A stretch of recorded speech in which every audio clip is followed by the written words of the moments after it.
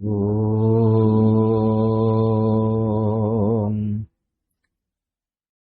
అవిద్యానామంతస్తిమిరమిహిరద్వీపనగరీ జడానాం చైతన్యస్తబకమకరాంతశ్రుతిఝరీ దరిద్రాణాం చింతామణిగుణనికా జన్మజలధౌ నిమగ్నానాం దంష్ట్రామురరిపువరాహస్య భవతి శుక్లాంబరధరం విష్ణుం శశివర్ణం చతుర్భుజం ప్రసన్నవదనం ధ్యాయేత్ సర్వవిఘ్నోపశాంతయే. వందే గురుపదద్వంద్వమవాంగ్మానసగోచరం రక్తశుక్లప్రభామిశ్రమతర్క్యం త్రైపురం మహః. నారాయణం నమస్కృత్య నరం చైవ నరోత్తమం దేవీం సరస్వతీం వ్యాసం తతో జయముదీరయేత్. సచ్చిదానందరూపాయ విశ్వోత్పత్యాదిహేతవే తాపత్రయ వినాశాయ శ్రీకృష్ణాయ వయం నుమః. శ్రియః కాంతాయ కళ్యాణ నిధయే నిధయే అర్థినాం శ్రీవేంకట నివాసాయ శ్రీనివాసాయ మంగళం. స్కంద పురాణంలోని అంశములన్నీ స్వయముగా స్కందుని చేత కుమారస్వామి చేత చెప్పబడినవి అని ప్రతిదినం ఒకసారి మళ్ళీ మనం గుర్తు చేసుకుందాం. ఇంత పెద్ద స్కంద పురాణాన్ని పాఠాంతరాల్లో 81,000 శ్లోకాలు, 85,000 శ్లోకాలు కొంచెం అటు ఇటు ఎక్కువ ఉన్నా తక్కువ ఉన్నా భారతం తర్వాత భారతం అంతటి పెద్ద పురాణమైన స్కాంద పురాణాన్ని మనకు అందించిన వేదవ్యాసుడు సద్గురుడు జన్మించినటువంటి ఈ తిథినాడు ఆయనకి భక్తితో నమస్కారం చేసుకుందాం. గురుధ్యానం చేయకుండా మనం ఎప్పుడు ఏ పని చేయం గాని ఆయన పుట్టినరోజు నాడు మరొక్కసారి ఆయన్ని తలుచుకోవాలి. చెప్పండి అందరూ కూడా. వ్యాసో నారాయణో హరిః. ప్రతిదినము వేదవ్యాసుడికి ఒక్కసారి భక్తితో నమస్కారం చేసుకుంటే విష్ణువునికి నమస్కారం చేసుకున్న మహాఫలితం వస్తుంది. ఆయన త్రిమూర్త్యాత్మకుడు. ఆయన గురించి ఒక గొప్ప శ్లోకం ఉంది. అచతుర్వదనో బ్రహ్మ. బ్రహ్మగారికి 4 తలలు ఉంటాయి, ఈయన ఒక్క తలతో ఉంటాడు. 4 తలలు లేని బ్రహ్మట. ఈయన బ్రహ్మే, కాకపోతే ఆ బ్రహ్మగారికి 4 తలలు ఉన్నాయి, ఈయన ఒక్క తలే కలిగిన బ్రహ్మ. అనగా వ్యాసుడు బ్రహ్మలాంటివాడు. బ్రహ్మ సృష్టి చేస్తే ఈయన భారత సృష్టి చేయగలిగాడు. ఇందువల్ల భారత వంశం నాశనం అయిపోతే ఈయన వల్లే మళ్ళీ ధృతరాష్ట్రుడు, పాండురాజు, విదురుడు జన్మించి తద్వారా మళ్ళీ ఆ వంశం నిలబడింది. తర్వాత ఉన్నారు అచతుర్వదనో బ్రహ్మ. అపాల లోచన శంభు. శివుడికి 3 కళ్ళు ఉంటాయి, ఈయనకి నుదుటి 3వ కన్ను లేదు. అయినా శివుడు శివస్వరూపుడు, లయం చేసినవాడు. దుష్ట శిక్షణ కోసం కౌరవ పాండవుల సమరంలో కృష్ణుడిని ఒకవైపు పెట్టి పరమాత్మ నువ్వు ఇటుండు ధర్మరక్షణ చెయ్యి, దుష్టుల్ని సంహరించు అని చెప్పినవాడు ఆయనే. సంహారకుడు అయ్యాడు ఆ విధంగా. ద్విబాహురపరో హరిః. విష్ణువుకి 4 చేతులుంటాయి. దర్శనమిచ్చేటప్పుడు మన కోసం చతుర్బాహుడై దర్శనమిస్తాడు. ఈయన 2 చేతులతో దర్శనమిచ్చే విష్ణువు. చేతులు 2 కానీ విష్ణువు. అందుకే ఆయన ఉన్నారు భగవాన్ బాదరాయణ. భగవత్ స్వరూపుడు ఆయన. బదరీలో పుట్టాడు కాబట్టి, అక్కడ తపస్సు చేశాడు కాబట్టి బాదరాయణుడు అన్నారు. ఈ విధంగా మహానుభావుడు ఆషాఢ పూర్ణిమ నాడు జన్మించి మనబోటి వారు ఎంతో మందిని సరైన మార్గంలో పెట్టాడు. ఆయనే లేకపోతే వాళ్ళ ఈ సంస్కృతి లేదు. మధ్యకాలంలో చాలా దెబ్బతిన్నారట వ్యాసుడు పుట్టడానికి ముందు. ప్రజల్లో అయోమయం ఎక్కువైపోయింది, సందేహాలు ఎక్కువైపోయాయి. ఏది మంచో ఏది చెడో, ఏం చెయ్యవచ్చో ఏమి చెయ్యకూడదో తెలియక ఒకళ్ళొకళ్ళు కొట్టుకు చచ్చిపోతున్న కాలంలో పుట్టే మహానుభావుడు ఒక అపూర్వ సాహిత్యాన్ని లోకానికి అందించి మనల్ని తరింపజేశాడు. ఈయన కూడా చిరంజీవుల్లో ఒకడు. కాకపోతే మిగతా వాళ్ళకి ఈయనకు తేడా ఉందనుకోండి. అశ్వత్థామ లాంటి వాడు ఇంకా ఎంతో యాతన పడితే కానీ తరించడు. ఈయన అలా కాదు, చిరజీవులలో ఇతరులను తరింపజేసే చిరజీవి. అశ్వత్థామ బలిర్ వ్యాస హనుమాంశ్చ విభీషణ కృప పరశురామశ్చ సప్తైతే చిరజీవిన. ఒక 7 చిరంజీవుల గురించి ప్రత్యేకంగా చెప్పారు. చిరజీవులు చాలా మంది ఉన్నారండోయ్, కానీ అందులో 7 గురించి బాగా చెప్పారు. ఆ 7లో ఒక ఆయన అశ్వత్థామ, 2వవాడు బలి, 3వవాడు వ్యాసుడు, 4వవాడు హనుమంతుడు, ఆ తర్వాత వాడు విభీషణుడు, కృపాచార్యుడు, పరశురాముడు. వీళ్లలో అశ్వత్థామ చాలా సాధన చేస్తే కానీ ఇప్పట్లో ముక్తి పొందలేడు. ఎందుకంటే వీళ్ళందరికంటే కొంచెం లోపాలు ఎక్కువ ఉన్న చిరజీవి. చాలా గొప్పవాడు కానీ కొంచెం లోపాలు ఉన్నాయి. వీళ్ళందరిలోకి అత్యున్నత స్థానం పొందిన వాళ్ళు ఉన్నారు. అందులో ఒకడు హనుమంతుడు, మరొకరు వ్యాసుల వారు. ఒక ఆయన రుద్రవంశ, ఒక ఆయన విష్ణువంశ. అందుకే హనుమంతుడు, మహానుభావుడైన వ్యాసుడు, ఈ ఇద్దరికి అత్యున్నత స్థానం ఇచ్చారు. అందుకే వ్యాసుడి తర్వాత హనుమంతుడు చెప్పారు చూసారా. హనుమంతుడు బ్రహ్మ అవుతాడు, ఇంక వ్యాసుడికి వేరే ఇంకే స్థానం లేదు. వ్యాసుడు విష్ణువులో లీనమైపోతాడు. యుగాంతం అయిపోయాక ఈ విష్ణువు యొక్క అంశ మళ్ళీ విష్ణువులో కలిసిపోతుంది. అందుకని వేదవ్యాసుడు పూర్తిగా విష్ణు స్వరూపుడు. ఆయన ఏం చెబితే అది ప్రమాణము, ఆయన ఎలా చెబితే అలా నడుచుకోవాలి అని ప్రాచీన కాలంలో ఎంత గొప్పవాడైనా అంగీకరించేవాడు.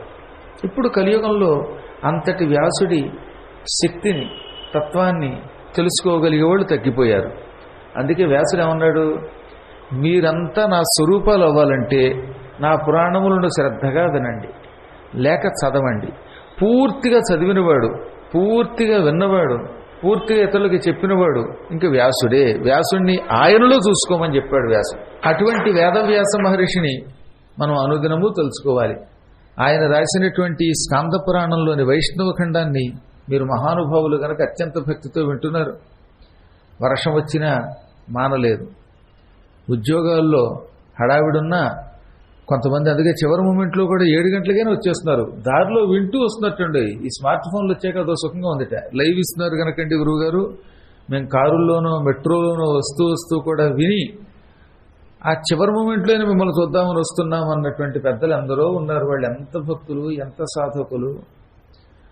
అటువంటి సాధకులు ఇంకా ఈ భూమి మీద ఉన్నారు కాబట్టి అప్పుడప్పుడైనా మనం కష్టాల నుంచి బయటపడి ప్రశాంతత పొందుతున్నాం. సకాలంలో వర్షాలు కురుస్తున్నాయి, అంతో ఎంతో మనశ్శాంతి కలుగుతుందంటే ఇటువంటి భక్తుల వల్లే, సాధకుల వల్లే. నా భక్తులు నాకు మారు రూపాలు అన్నాడంటే విష్ణువు. నన్ను ఏమి చేసినా సహిస్తాను, నన్ను తిట్టండి పడతాను, నా విగ్రహాలు ధ్వంసం చేసినా నేను వాడిని క్షమిస్తాను, కానీ నా భక్తుడిని తిడితే క్షమించనన్నాడు ఆయన. అలాగే ఎప్పుడైనా భగవంతుడు తనను తిడితే ఆ పోన్లే పిల్లాళ్లే తిట్టాళ్లే అని పట్టించుకోవడానికి ఇదే పని ఏంటి, తిడితే తిట్టిన వాళ్ళందరినీ తిట్టడానికి. ఆయన ఏమన్నా నవరంధ్రాల టీవీయా? కాదు కదా. కాబట్టి ఆయనకి ఈ వీటికి స్పందించడు. ఆయనకి తిట్టినా ఒకటే, పొగడినా ఒకటే, తిడితే ఇంకా ఎక్కువ ఆనందిస్తట్టుండే, ఎక్కువ తెలుసుకున్నట్టు భావిస్తట్టు ఆయన. పైగా కృష్ణుణ్ణి చంపుతాను, కృష్ణుణ్ణి నరుకుతాను, కృష్ణుణ్ణి పొడుస్తాను, కృష్ణుణ్ణి సాధిస్తాను, కృష్ణుడికి శత్రువుని అన్నాడు శిశుపాలుడు. అదే ధర్మరాజు కృష్ణాయ నమః అని ఒక్కసారే తలుచుకున్నట్ట.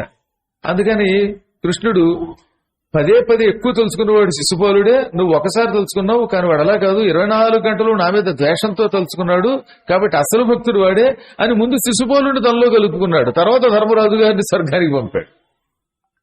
కాబట్టి తిట్టినా అది కూడా స్తోత్రం కింద భావిస్తాడు పరమాత్మ. అటువంటి వాడు జోలికి ఆయనే వెళ్ళడం. కానీ భక్తుల జోలికి వస్తే మాత్రం నేను తట్టుకోలేడండి. భక్తుల్ని నోటుకొచ్చినట్టు తిట్టేసి, అంటే రాముడిని తిడితే ఆయన ఏమండవు, హనుమంతుడిని తిడితే మండుతుంది ఆయనకి, కృష్ణుడిని తిడితే కృష్ణుడు ఏమండవు. కానీ కృష్ణ భక్తుడైన ధర్మరాజునో, అర్జునుడినో, ఇంకే ఉద్ధవుణ్ణో లేక విదురుణ్ణో ఇలాంటి వాళ్ళని నిందిస్తే కోపం వస్తుంది. అందులో మీరు భాగవతులు, నా బోటి గురువుని తిట్టినా నేనేమనుకోను, కానీ మిమ్మల్ని ఎవరన్నా తిడితే నాకు మండుతుంది, అప్పుడు కోపం వస్తుంది అనమాట. ఎందుకంటే మీరు భక్తులు కనుక, మహాత్ములు కనుక, సాధకులు కనుక. మీలాంటి భక్తులు ఎక్కడుంటే అక్కడ పరమాత్మ ఉంటాడు. మీకోసం ఆయన దిగొస్తాడు. ప్రస్తుతం వ్యాసుడి రూపంలో దిగొచ్చాడు. భవిష్యత్తులో మీకు తప్పక ఆయన ఏదో ఒక దివ్య రూపంతో దర్శనమిచ్చి తప్పక తరింపజేస్తాడు, మీకు ఈ లోకంలో సుఖాలు ఇస్తాడు, ఇహం అయ్యాక పరము ఇస్తాడు. ఇహపురాలు రెండో ఆయన గ్యారంటీగా ఇస్తాడు, అందులో ఏమీ సందేహం లేదు. మనవాడు ఇంద్రజమున మహారాజు గారు యజ్ఞం చేసి అవవృతం చేసిన ఘట్టం మనం చెప్పుకున్నాం నిన్న. జగన్నాథపురంలో, జగన్నాథపురం అంటే అర్థం కాదు కాబట్టి పూరి జగన్నాథంలో అనాల్సి వస్తుంది. మేము కూడా వ్యవహారంలో పూరి అనకపోతే మీకు అర్థం కాదు. అటువంటి జగన్నాథపురంలో ఇంద్రజమున మహారాజు మహావైభవంగా అశ్వమేధయాగం చేసి అవభృత స్నానం చేశాడు. స్నానం ఎలా చేశాడని చెప్పుకున్నాం, తన దాన ప్రభావము వల్ల ఏర్పడ్డ చెరువులో స్నానం చేశాడు. నిన్న విన్నవాళ్ళకి చెప్పక్కర్లేదు, నిన్న వినకపోతే అప్పుడు కొంచెం అనుమానం వస్తుంది. ఆయన గోవులు పట్టుకొచ్చి ఒక స్థలంలో నిలబెట్టి దానం చేశాడు. ఆయన గోవులు దానం చేయటం కోసం పొలంలో పెట్టాడే, ఆ పొలంలో గోవులు కాలి గిట్టలతో ఇలా ఇలా తవ్వితే గొయ్యి ఏర్పడింది. ఆ గోతిలో వరుణుడు వర్షం కురిపించాడు. అందువల్ల అదో పెద్ద చెరువు అయింది. ఆ చెరువు ఇంద్రద్యుమ్న సరస్సు అని పిలువబడుతుందన్నమాట. అటువంటి సరస్సులో అవభృత స్నానం చేశాడు. ఏదో చెరువు తవ్వించుకోవడం పెద్ద కష్టం కాదు. ఆయన రాజుగారు తెలుసుకుంటే చెరువే తవ్వించుకోగలడు. కానీ గోవుల గిట్టలతో చెరువు ఏర్పడిందంటే ఎన్ని గోవులు దానం చేసి ఉంటాడండి ఆయన. అందుకే అంత అగాధమైన గొయ్యి ఏర్పడిందిట. ఆ గోతిలో ఉన్న నీరు ఎంతో పవిత్రము అని నిన్న మీకు చెప్పాను. ఎప్పుడు వీలుంటే అప్పుడు అక్కడికి వెళ్ళినప్పుడు తప్పక ఆ ఇంద్రజమున సరస్సులో స్నానం చెయ్యండి. అనంతరం ఆయన 21 రోజుల పాటు ఒక విగ్రహాన్ని చెక్కించమని ఒక శిల్పికి ఇచ్చాడని చెప్పుకున్నాం కదా నిన్న. ఓ ముసలాయన వచ్చాడు, దారువుని నేను విగ్రహాలుగా చెక్కుతాను, నాకు అడ్డంగా ఒక తెర వెయ్యండి, నేను చెప్పేదాకా తెర తీయద్దు, నేను లోపల నుంచి టపా టపా గంట కొడతాను, గంటానాదం విన్నాక అప్పుడు మీరు కర్టెన్ తీయండి, ఈ లోపు ఎవ్వరూ లోపలికి రావద్దని చెప్పాడు కదా. అందుకే ఎవ్వరూ లోపలికి వెళ్ళడంలా. 14 రోజుల పాటు రాజుగారు యజ్ఞం చేశాడు. ఆ యజ్ఞ దీక్షలో ఉన్నారంతాను. 15వ రోజు 16వ రోజు రోజు ఆ తెర దగ్గరికి వెళ్ళి దండం పెట్టుకుని వెళ్ళిపోయేవారట. ఎందుకంటే 21 రోజుల దాకా తెర ఎవరూ తీయరాదు, లోపలికి వెళ్ళరాదు, వెడితే ప్రమాదం, అనుకున్న పని అవ్వదు అని ఆ లోపలికి వెడుతున్న శిల్పి చెప్పాడు. ఎవరా శిల్పి? సామాన్యుడా? విష్ణుమూర్తి విశ్వకర్మ రూపంలో అక్కడికి వచ్చాడు. విశ్వకర్మ అంటే విష్ణువే అని చెప్పాను కదా చాలాసార్లు. అంశావతారం, అది ఒక అవతారం. ఆ విశ్వకర్మ లోపలికి వెళ్ళి విగ్రహం చెక్కుతున్నాడు. ఆ విగ్రహం చెక్కుతుంటే ఎవరో చూడకూడదు. ఆయన 4 చేతులు ధరించి టిక్ టిక్ టిక్ అనేది కొట్టి తయారు చేస్తున్న దృశ్యం ఎవరు పడితే వాళ్ళు చూస్తే వాళ్ళు కొంత ఇబ్బంది పాలవుతారు. పైగా ఇంకోటి ఏంటో తెలిసినండి, ఇప్పుడు గురువుగారు అంటే మీకు చాలా భక్తే, కానీ గురువుగారు లోపలికి వచ్చేటప్పుడు టపాటపా కాళ్ళు పట్టుకుంటే బొక్కబొరలో పడితే ఇబ్బంది కదా, అవునా? అందుకని కొంచెం పక్కకి తప్పుకోవాలి. సరిగ్గా 2-3 సార్లు ఇవాళ పడబోయాను. అదృష్టవశాత్తు పక్కన నా శిష్యులు నాకంటే కొంచెం దృఢకాయులు, బలవంతులు గనక వాళ్ళు పట్టుకోగలిగారు. లేకపోతే కొన్ని ఇబ్బందులు ఉన్నాయి. అలాగే విశ్వకర్మ విగ్రహం చెక్కుతూ ఉండడం అలాంటి వాళ్ళని చూస్తే ఇంక వెళ్ళి విగ్రహం చెక్కనిస్తామా? రామ్ జై శ్రీరామ్ అని ఆయన కాళ్ళు విగ్రహం కాళ్ళు పట్టుకుంటాం. ఈ లోపు విగ్రహం యొక్క కాలుహోడు చెయ్యోడు పట్టుకుపోతాడు. ఇప్పుడు లోపల విగ్రహం ఉండదు. అసలు గుళ్ళోకి ఎందుకు వెళ్ళనివ్వలేదు, ఎందుకు విగ్రహాన్ని ముట్టుకొనివ్వట్లేదంటే, మనబోటి వాళ్ళని విగ్రహం ముట్టుకొని ఇస్తే అందరం లోపలికి వెళ్ళి లాగి కాళ్ళు పట్టి పట్టి చివరికి కృష్ణుడికి విగ్రహానికి కాళ్ళు ఉండకుండా చేసేస్తాం. ఎందుకని? భక్తి. ఇప్పుడు గురువుగారి పాదాలు మీరు కడగచ్చు అన్నావా, మీరు అందరూ వచ్చి కడిగితే ఆ తర్వాత నా కాళ్ళకి పైన చర్మం ఉండదు. అందుకని ఈ మధ్యకాలంలో ఒక ఆయన టెక్నిక్ వహించాడు. కాళ్లకు ప్రత్యేకమైన తొడుగు తొడుక్కున్నాడు, అది అచ్చం చర్మంలా కనబడుతుంది, ఇక కాళ్ళు కడగండి అన్నాడు. ఆ చర్మం అంత తేలిక ఊడదట. ఆ తొడుగు మన చేతులకు గ్లోవ్స్ వేసుకున్నట్టుగా కాళ్ళకు వేసుకున్నాడు. అది కూడా చింపేసేటుండే భక్తులు. అంత భక్తితో కడిగారట. ఆ కడిగిన వాళ్ళలో ఒక ఆవిడకి సొరపణక్కున్నట్టుగా ఇంత గోళ్లు ఉన్నాయి. ఆ గోడతో ఇలా లాగి పారేసింది అనమాట.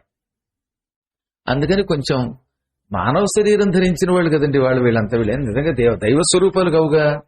భగవంతుని అంశం ఉండొచ్చు కాక, భగవంతుని భక్తి ఉండొచ్చు కాక, శరీరం మానవ శరీరం. అందుకని పీకేయకూడదు. గోళ్లు గుచ్చుకుని బర్రు బర్రు అని కాళ్ళు వేళ్లు కీళ్లు లాగేసి మొత్తం గోళ్లు పట్టుకుపోయి ఇంట్లో దాచుకుంటే, పులిగోరు పతాకంలో పెట్టినట్టుగా గురువుగారు గోరు పట్టుకుపోయి మీ గొలుసులో వేసుకుంటే గురువుగారి కాళ్ళు ఏమవుతాయి, గోళ్ళు ఏమవుతాయి, ఒళ్ళు ఏమవుతుంది, పళ్ళు ఏమవుతుంది, మొత్తం కుళ్ళిపోతుంది. ఇవి తెలుసుకోవాలి. అందుకని ఏం చేశారన్నమాట, లోపల ఉన్న విగ్రహ రూపంలో ఉన్న పరమాత్ముడిని రక్షించడం కోసమని ఎవరు పడితే వాళ్ళు ముట్టుకోవద్దు అన్నారు. ఆ రకంగా స్వామి మన కోసం మిగులుతున్నాడు. అలాగే గురువులు కూడా అస్సలు పాదాలు ముట్టుకోవద్దని ఎందుకంటున్నారంటే ఇది కారణం అన్నమాట. 4 రోజులు ముట్టుకుంటే తర్వాత ఇక కాళ్ళు ఏముంటుండల్లా. ఓసారి ఇలాగే జరిగింది. ఓ ఊళ్ళో ఉపన్యాసం అయిన తర్వాత ఇంటికి వచ్చేసరికి కాళ్ళకి రక్తాలు కారిపోతున్నాయి. ఏమిటి మీ పాదాలకి గాయాలు అని అడగ్గా భూలోకంలో కొంతమంది భక్తుల యొక్క గేయాలు ఇవి అన్నాను. ఈ భక్తులకి ఆనందం ఎక్కువైపోతే ఏం చేస్తున్నాడు, అలా అలా అలా కొంచెం కొంచెం గిల్లానాం రక్కానాం ఇవన్నీ దృష్టిలో పెట్టుకోవాలి. అందుకని ఏం చేశారు, రహస్యంగా లోపల పెట్టి విగ్రహం తయారు చేస్తున్నాడు ఆయన. 20 రోజులు గడిచిందండి. రాజుగారంటే పరమభక్తుడు, సహనం ఉన్నవాడు గనక కట్టెను బయట నుంచే దండం పెట్టుకుని వెళ్ళిపోయాడు. ఆయన చాలా జాగ్రత్తగా ఉంటాడు. గురువుల దగ్గర ఎలా ఉండాలో ఆయన చూసి నేర్చుకోవాలి. ఏ మధ్యాహ్నం 1 గంటకు వచ్చేసి తపా తలుపు బదలు కొట్టి లోపలికి వెళ్ళిపోడు ఆయన, అవునా? అందువల్ల ఆయన వెళ్ళాడు. కానీ ఆయన భార్యకు అనుమానం వచ్చింది. 20 రోజులుగా ఈ తెర వెనక ఏం జరుగుతుందో తెలియటం లేదు. తెర వెనక ఏం జరుగుతుందో ఏమీ తెలియటం లేదు. అసలు లోపల మనిషి ఉన్నాడా? మాట మాత్రమైనా లోపల నుంచి ఒక శబ్దం రావడం లేదు, అలికిడి లేదు. అసలు అతను బతికున్నాడా చచ్చిపోయాడా కొంప తీసి? శిల్పి లోపల చెక్కుతున్నవాడు 20 రోజులుగా మంచినీళ్ళు తాగట్లేదు, పాలైనా తాగడం లేదు. ఎవరు లోపలికి వెళ్ళకూడదు, ఆయన బయటికి రాడు. పోని ఈ ఉలితోటి చెక్కుతున్నప్పుడు శబ్దం అవుతుంది కదా, చెక్కని పటాపటా కొడితే ఎందుకు శబ్దం కాదు? గోడకు మేకులు కొడితేనే బర్ర బర్రమని శబ్దాలు వచ్చేస్తాయే. అటువంటిది ఈ విగ్రహం చెక్కుతూ ఉంటే మాట వరసకైనా శబ్దం రావడం లేదు. లోపలంతా నిశ్శబ్దం. పొరపాటున మన వాళ్ళు అతని మాట విని లోపలికి వెళ్ళకపోవటం వల్ల అతనికి ఆహారం లభించక మంచినీళ్లు దొరకక చచ్చిపోయాడేమో అని అనుమానం వచ్చింది. 21 రోజులు లోపల ఉండిపోతే ఏమైపోతాడు? అందుకని 20 రోజులు బానే ఉంది. 21వ రోజు ప్రొద్దుటే వచ్చి ఈ లోపలున్న శిల్పి చచ్చిపోయాడా బతికాడా అసలు ఏం జరిగిందో చూద్దామని ఆ కత్తెను, ఆ తెర ఇలా పక్కకి దోసింది. ఆ లోపలున్న శిల్పి చురుగ్గా కోపంగా చూశాడు, మాయమైపోయాడు. దురదృష్టం ఏంటంటే కృష్ణుడికి బలరాముడికి కాళ్ళు చేతులు తయారవలేదు, మిగతా శరీరం అంతా అందంగా తయారయ్యింది. సాయంత్రం దాకా ఆగి ఉంటే చేతులు కళ్ళు పెట్టేవాడు ఆయన. సుభద్రకి మాత్రం ఒక కాళ్ళు ఉన్నాయి, చేతులు లేవు. 3 విగ్రహాలకి చేతులు లేవు. కృష్ణుడికి బలరాముడికి అసలు కాళ్ళు కూడా లేవు. అలా తయారవ్వకుండా విగ్రహం ఆగిపోయింది. శిల్పి మాయమైపోయాడు. ఆ సమయానికి రాజుగారు అక్కడికి వచ్చాడు. ఏది తెర బయట నుంచి నమస్కారం చేద్దామని. ఈ దృశ్యం చూశాడు. ఎంత బాధపడ్డాడో. చూస్తూ చూస్తూ భార్యను తిట్టలేడు కదా. కలియుగంలో మానవులేంటి పెళ్ళాన్ని రోజు తిట్టానికి, నీ మొహం తగలయ్యా అని. ఆయన మహాత్ముడు. ఇంత అపరాధం చేసిన భార్యనేమి అనలేక విగ్రహాల దగ్గర సాష్టాంగ నమస్కారం చేసి ఏడ్చాడు. ఎంత పొరపాటు చేసింది నా ఇల్లాలు. 20 రోజులు ఓపిక పట్టింది. 21వ రోజు కూడా ఓపిక పట్టి ఉంటే ఈ విగ్రహములు పూర్తిగా తయారయ్యేవి. ఇప్పుడేమో చేతులు లేవు, 2 విగ్రహాలకి కాళ్ళు లేవు. చేతులు కాళ్ళు లేని విగ్రహాలు ప్రతిష్టకి పనికిరావు కదా. ధర్మశాస్త్ర ప్రకారం అయితే విగ్రహములకి కాళ్ళు చేతులు లేకపోతే ప్రతిష్టకి పనికిరావు. సూర్యనారాయణమూర్తికి కాళ్ళు లేవనట్లేదు, నేను చాలాసార్లు గుర్తుపెట్టాడు. కాళ్ళు మడత పెట్టు కూర్చుంటాడు ఆయన. అందువల్ల బాసిన మట్టంతో ఉండి ఆ పంచి కట్టడం వల్ల కాళ్ళు కనపడవు. అంతేగాని డైరెక్ట్ గా కాళ్ళు లేవు కుంటి కాళ్ళు అని కాసమా. కొన్ని ఆలయాల్లో స్వయంభూ ఆలయాలు ఉంటాయి. అక్కడ ఆలయంలో ఆ స్వామివారికి కాళ్ళు కనపడతాయి. ఇది తెలుసుకోవాలి పంచమ. ఇప్పుడు ఈ విగ్రహాలు ప్రతిష్టకేమో పనికిరావు. శిల్పి మాయమైపోయాడు. ఇన్నాళ్లు కష్టపడి నేను ఈ ఆలయంలో విగ్రహం ప్రతిష్ఠించాలని చేసిన సంకల్పమంతా వ్యర్థమైపోయింది అని నారాయణ పాహి, వాసుదేవ పాహి అని ఏడ్చాడు పాపం. అప్పుడు ఆకాశవాణి ఏమన్నది, నాయన ఇది భగవత్ సంకల్పం. కాళ్ళు చేతులు లేని ఈ బలరామ విగ్రహం, జగన్నాథస్వామి వారి విగ్రహం, చేతులు లేని సుభద్ర విగ్రహాలే నువ్వు ప్రతిష్ఠించు. కాళ్ళు చేతులు లేని విగ్రహాలు కాళ్ళు చేతులు ఉన్నవాళ్ళను కూడా నడిపించేటటువంటి శక్తి కలిగినవి. భగవంతునికి సర్వాంగములు ఉండక్కర్లా. ఆయనకి అంగములు లేకపోయినా సర్వాంగ సుందరుడైన వ్యక్తి ఎలాంటి పనులు చేయగలడో అలా చేస్తాడు. నీ భార్య ఓపిక పట్టి ఉంటే విగ్రహాలు బాగా తయారయ్యేవి. ఆ విగ్రహములు ఇక్కడ ప్రతిష్ఠింపబడి ఉంటే కలియుగములు కూడా దర్శనం చేసుకున్నవాడు వెంటనే వైకుంఠానికి వెళ్ళేవాడు.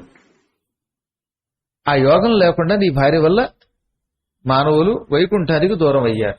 నిజానికి ఆనాడు గనక విగ్రహములు సంపూర్ణంగా చెక్కబడి ఉంటే, ఇప్పుడు మనం కలియుగంలో వెళ్లి చూసి ఉంటే సరిగ్గా 100 ఏళ్ల వరకు బతికేవాళ్ళంట. 100వ ఏడు రాగానే అందరూ వైకుంఠానికి వెళ్లేవాళ్ళంట. అది కూడా శరీరంతో వైకుంఠానికి వెళ్లేవాళ్ళంట. ఎంత భాగ్యం పోయింది మనకి. ఎందుకని? కలియుగంలో మానవులు డైరెక్ట్ గా వైకుంఠానికి శరీరంతో వెళ్లే యోగానికి నోచుకోలేదు. ఆ అవకాశం అందుకే భగవంతుడి నిర్ణయం వల్ల దూరం అయిపోయింది మనకి. అందువల్ల ఒక విధంగా మనం దురదృష్టవంతులం. ఇది పరమాత్మ సంకల్పం. అయితేనే ఏ వంకతో అయినా అక్కడికి వెళ్లి కాళ్ళు చేతులు లేనటువంటి ఆ విగ్రహాలని దర్శనం చేసుకుంటే ఈ జన్మలో కాకపోతే ఏదో ఒక జన్మలో కాశీలో మరణించే యోగం వస్తుంది. కాశీలో మరణించే యోగం వచ్చిందంటే మాత్రం ఇక మనకి వైకుంఠం వచ్చినట్టే, ముక్తి వచ్చినట్టే. కాబట్టి బెంగ పెట్టుకోవాల్సిన అవసరం లేదు. ఈ జన్మలో కాకపోతే ఇంకో జన్మలో అయినా ముక్తి వస్తుంది కదండి. ఇప్పుడు ఈ కలియుగ మానవులకి ఎన్ని జన్మలెత్తితే ముక్తి వస్తుందో తెలియదు. కానీ ఆ క్షేత్ర దర్శనం వల్ల తప్పక మనకి శీఘ్రకాలంలోనే కాశీలో మరణించే యోగం వస్తుంది. వచ్చిందంటే ముక్తి వస్తుంది. సరే, ఇప్పుడు ఇంతకీ ఆకాశవాణి ఇది నా సంకల్పం.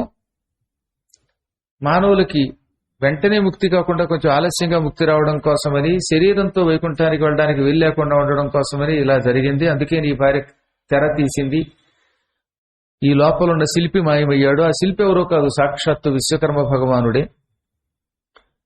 అనగా అయితే ఈ దురదృష్టం నుంచి మేము బయటపడి మళ్లీ సంపూర్ణముగా అవయవములన్నీ ఉన్న విగ్రహమును పొందలేమా అన్నాడు ఆయన. ఇక పొందలేరు మీరు. నువ్వు ఈ విగ్రహాలే ప్రతిష్ఠించు. ఇవి కూడా ఆషాఢమాసంలోనే విధియ నాడు ప్రతిష్ఠించు.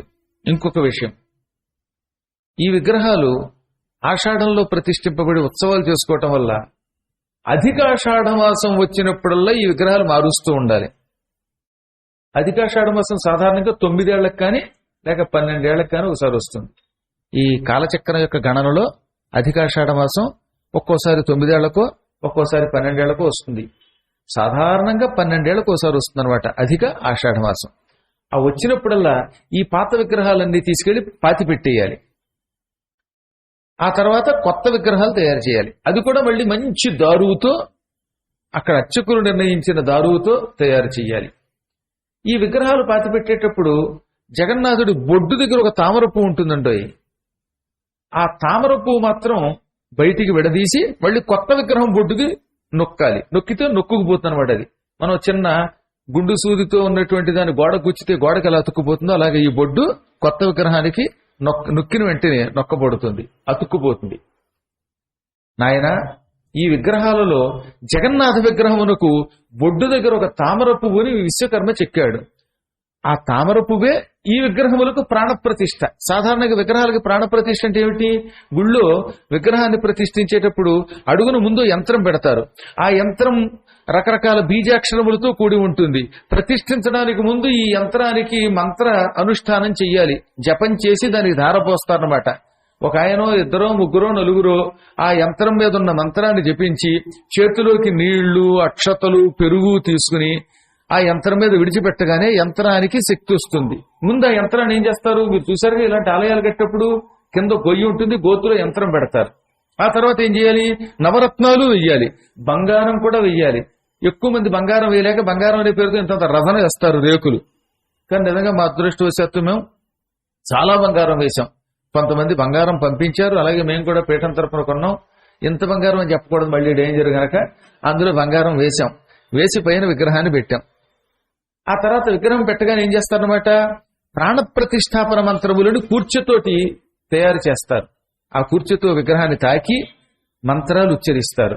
ఉచ్చరించి ఎదురుగుండా ఒక ఆవుని, దూడని పెట్టాలి. తర్వాత విగ్రహానికి ఎదురుగుండా అద్దము పెట్టాలి. ఆపై అక్కడ కుంభం పొయ్యాలి, అన్నపు రాసి దాని మీద రకరకాల పిండి వంటలు పెట్టి, గుమ్మడికాయ పెట్టి అన్ని రెడీ చేస్తారు. ఈ కంటికి ఈ ప్రతిష్ఠ చేసే ముందు మైనం అంటిస్తారు. సరిగ్గా ఆవు, దూడ, అద్దము, అన్నపు రాసి అన్నీ పెట్టాక ఈ కళ్ళకున్నటువంటి మయినం తీసేసి మంత్రపూర్వకంగా అప్పుడు ఎదురుగుండా ఆవు దూడని చూపిస్తారు, కుంభాన్ని చూపిస్తారు, అద్దం చూపిస్తారు. అద్దంలో స్వామి విగ్రహం కనపడుతుంది, ఆవు దూడ విగ్రహాన్ని చూస్తాయి, కుంభాన్ని కూడా విగ్రహం చూస్తుంది. అప్పుడు అందులోకి భగవంతుని శక్తి వచ్చి కూర్చుంటుంది. ఇది కళావాహన. అందులోకి ప్రాణప్రతిష్ఠ చేయటం. ఇందులో మంత్రబలం చాలా అవసరం. అందుకే ఈ విగ్రహానికి నేత్రోన్మేళనం అనే పేరుతో కంటికున్నటువంటి ఈ మైనం తీసేటప్పుడు మనం ఎవరూ చూడకూడదు. ప్రాణప్రతిష్ఠ చేస్తున్నప్పుడు గనక సామాన్య మానవుడు చూస్తే వాడు తట్టుకోలేక అయితే పూర్తిగా వెర్రివాడైపోతాడు, లేదా సన్యాసి అవుతాడు, లేదా సంసార భ్రష్టుడు అవుతాడు. అందుకని గోవు దూడయే చూడాలి. అద్దంలో స్వామి విగ్రహం ఆయన చూసుకోవాలి, ఆ కుంభాన్నే ఆయన యొక్క విగ్రహం చూడాలి. చూచాక అప్పుడు చూడాలి తక్కిన వాళ్ళు అన్నమాట. ఇవన్నీ ప్రతిష్టల్లో పాల్గొనే వాళ్ళకి కొంచెం తెలుస్తుంది.